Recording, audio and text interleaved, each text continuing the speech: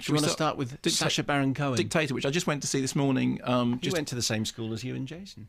He did, that's right, yes, to Habs, yeah, absolutely. Oh, I didn't know him. I mean, I vaguely knew his brother, I think, but later on after school. Anyway, so story is, I mean, you'll know this from the posters, of course the film opened on Wednesday, so many people have seen it already. It's called Dictator. He's a spoof tyrant of Wadia. He is the Admiral General Aladdin, the beloved oppressor of Wadia. He's been developing weapons-grade plutonium, which he laughingly claims is for clean energy purposes. The US threatened to invade, so he has to come to New York to speak to the United Nations. When he's in New York, he gets kidnapped and has his beard shaved off because there's a double of him. So one version of him is walking around New York, fish out of water. Another version of him is pretending to be General Aladdin, who says that he's going to sign a treaty for democracy. Meanwhile, plans are afoot. Here's a clip. Here's the plan. We're going to take this helicopter tour and fly over the Lancaster to spot its weaknesses. Remember, we're just two ordinary American tourists looking at these sights. Don't worry, nobody's gonna suspect anything. It's a great plan. Don't do anything to arouse any suspicions. Don't worry, I am Wadia's #1 actor. Oh. You don't win 4 Wadian Golden Globes for nothing. Yes, you do, because you gave them to yourself. My performance in Aladdin, Jones, and the Temple of Doom was outstanding. I give it thumbs down. Have you seen You've Got Mail, Bomb? Yes, I've seen them all. They're all terrible movies. Listen to me, okay? You are a terrible actor. I urge you, right now, keep your performance small and real. All right, can you get me a cloak? Why? Because I think my guy will be wearing a cloak. No, your guy wears an American flag sweatsuit and a sheriff's badge. I need the sheriff's badge. For what? You're the sheriff of American Douchetown. That's rude. So here's the thing. I went this morning, wanting to laugh. And I really did want to laugh. And in the end, there's been a lot of discussion about, the politics of the film. In fact, I think there was discussion this morning on a sort of serious news program about whether or not, it's satirising politics and whether it's satirising, Middle East politics and African politics. And there is a thing at the end, in fact, in which there is one speech which is clearly politically satirical and is actually it works quite well. But the main question is it funny? And my feeling about it is this. I did laugh a few times. I counted 5 laughs. 2 of those laughs, it has to be said, were for jokes about how expensive the internet is in hotels, which that may just be a personal thing. It might be. And I suffered in the end from a laughter deficiency problem with the film. I was in a cinema that had about 15 other people in it, and they laughed a bit more than me, but not massively more than me. So my general feeling was, despite some of the other reviews that I've read, I don't think it's funny enough. It's basically Crocodile Dundee meets Trading Places with a bit of duck soup, the Marx Brothers thing, and some sort of Borat-light fish out of water stuff. So on the one hand, we've got the character who's had his beard shaved off, therefore nobody recognises him. He's taken in by Anna Ferris, who runs a feminist vegan cooperative. And you've seen all this from the trailer, because actually many of those gags are in the trailer. It opens up by being dedicated to Kim Jong-il, which, of course, actually the best Kim Jong-il jokes were made in Team America, so Ronely, and it's impossible to ever top that kind of gag. The fish out of water gags are very much kind of Borat light. It doesn't have, the edge that Borat had. And I was never a huge fan of Borat itself. And as always happens with these Sacha Baron Cohen movies, and although this is not a faux documentary, it is a drama, is that when the satire runs out, it resorts to toilet humour. I've got nothing against toilet humour, but toilet humour has to work quite hard to be genuinely funny. And it always feels to me like the key those key barf gross out moments in the Sacha Baron Cohen films happen because everything else has kind of ground to a halt.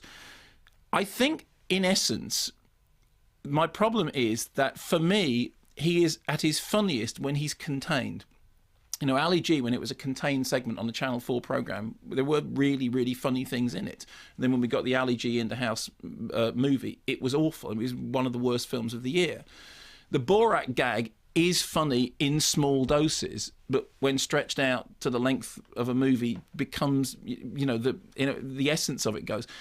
When you hear him doing some absolutely brilliant, fantastic voiceovers for animated features in which he's working within the constraints of, it's very difficult to work in animated features. Doing voice stuff that is not easy. And he is, the funniest thing in those movies. And I'm really looking forward to the Freddie Mercury biopic, which is apparently, I think it's a script stage or planning stage at the moment, but we all read that he'd been cast as Freddie Mercury and went, wow, that's a brilliant bit of casting. Because, actually, there are very few people who could pull that off, and he may well be one of them.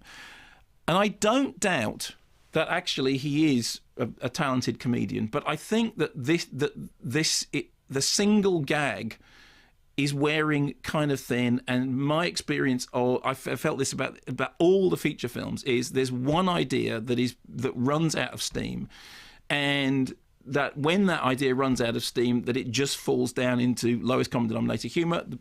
I don't have a problem with lowest common denominator humour, except that it needs to be funnier.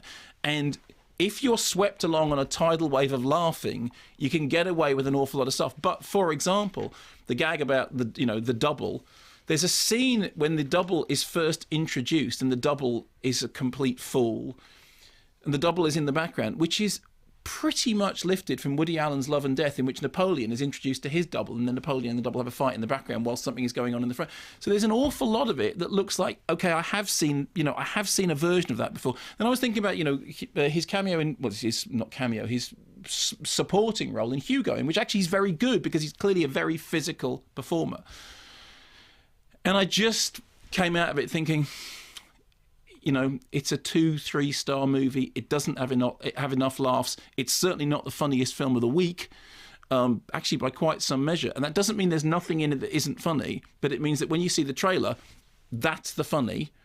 And the rest of it did feel like a lot of padding. And I'm sorry, I know everybody else is kind of sweeping along and saying, hey, it's great.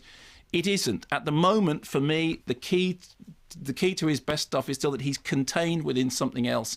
And when the project runs, rampant, it just feels terribly baggy to me. But then, hey, I have no sense of humour, apparently. Is George Galloway in it? No. Just thought I'd ask. Why? This from Andrew in Falkirk. I saw The Dictator on Thursday, and unlike Borat, which was genuinely funny, The Dictator is just another of Cohen's stereotypical characters with plot taken from just about every Adam Sandler movie of the last decade. Oh, there we go, fine. Though there are a couple of good jokes in there, I laughed twice. The delivery and the repetitiveness of them makes for a dull and groan-inducing experience. There's barely enough material here for 45 minutes, let alone 85. Well, that's almost exactly what I said. So that's Nick great. Barr, BA Film and TV, University of Surrey. Yesterday evening, my wife Elise and I went to see The Dictator premiere. Before it started, Sacha Baron Cohen made a very funny speech as the movie began, and having loved Borat, I was eager to see the film, but having been disappointed by Ali G in the house, I was apprehensive. Disappointed by Ali G in the house? It was terrible. To be brief, the film did not disappoint me at all, as the trailer would have us believe it really is just full of hilarious moments. But sorry, I couldn't read that straight. But unlike Borat, you're not constantly cringing and laughing at the same time, because thankfully this is a work of pure fiction, with a great cameo from Megan Fox as herself, and the often hilarious Anna Faris doing an excellent job playing the hairy feminist anti-fascist Green cooperative manager that befriends the dictator, and of course Sir Ben Kingsley as the baddie who wants to turn Wadia, is it Wadia or Wadia?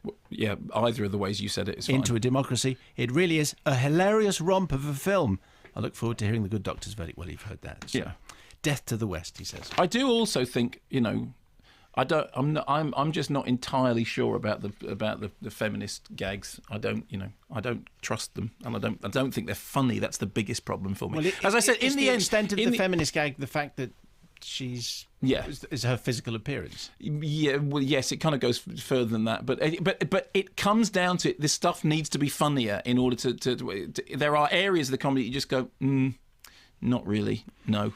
Dear Mark and Simon, I've just landed from celebrating my 40th birthday in Las Vegas and made my way back home. I'm now going to watch The Dictator to keep myself awake to reduce jet lag possibilities. I look forward to hearing the podcast telling me that I shouldn't have bothered, as it will send me to sleep, which I might already know depending on how enjoyable it is. Keep up the good work, Ian and Milton Keynes. Okay. So is this going to be a case of the fact that the Sacha Baron Cohen fans are going to go and see it because he has a reputation and he has a global reputation?